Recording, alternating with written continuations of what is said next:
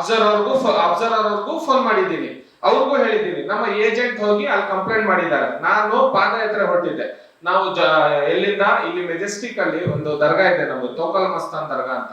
ಆ ದರ್ಗಾದಿಂದ ನಾನು ನಡ್ಕೊಂಡು ಒಂದು ಹರಕೆ ಹೊತ್ಕೊಂಡು ಜೌಗಲ್ ಗಂಟ ನಡ್ಕೊಂಡು ಹೋಗಿದ್ದೀನಿ. ಅದು ನನ್ನ ವೈಯಕ್ತಿಕ. ಎಲೆಕ್ಷನ್ ಇದೆ ಅಂತ ಒಟ್ಟು ನಡ್ಕೊಂಡು ಹೋಗಿರೋದಲ್ಲ, ಅದು ಎಲೆಕ್ಷನ್ ಅಲ್ಲಿ ಗೆಲ್ಲಿ ಅಂತ ನಡ್ಕೊಂಡು ಹೋಗಿರೋದಲ್ಲ.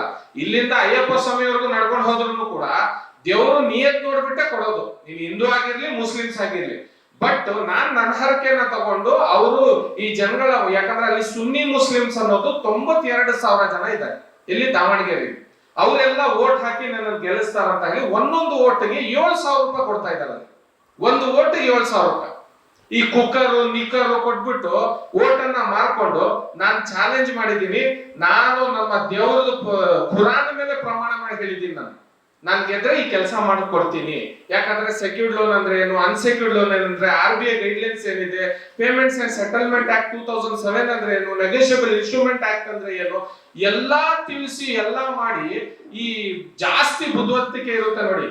ಈಗ ನೀವೆಲ್ಲ ಪತ್ರಕರ್ತರು, ನೀವು ಪ್ರಶ್ನೆ ಮಾಡೋದ್ರಲ್ಲಿ ಒಂದು ದಮ್ಮಿರುತ್ತೆ, ಒಂದು ತಾಕತ್ ಇರುತ್ತೆ, ಒಂದು ಸಮಾಜಕ್ಕೆ ಒಂದು ಉತ್ತರ ಹೋಗುತ್ತೆ. ಅದಕ್ಕೆ ಯಾರ್ಯಾರೋ ರೋಡಲ್ಲಿ ಹೋಗೋರು 500 ರೂಪಾಯಿಗೆ 600 ರೂಪಾಯಿಗೆ ಅವ್ನು ವೋಟ್ ಮಾಡ್ಕೊಳ್ಳೋನು, ಇವ್ನು ಯಾರ್ದೋ ಕಂಪನಿ ಯಾವ್ದೋ ಪಕ್ಷದ ಬಾವುಟ ಹಿಡ್ಕೊಂಡು ಓಡಾನೋನು ಈ ತರ ಫೋನ್ ಮಾಡಿ ನನಗೆ ಧಮಕಿ ಕೊಟ್ಟಿದ್ದಾನಂದ್ರೆ ಇದು ಪೀಸ್ಫುಲ್ ಎಲೆಕ್ಷನ್? ನಾನ್ ನಿಮಗ್ ಕೇಳೋದು,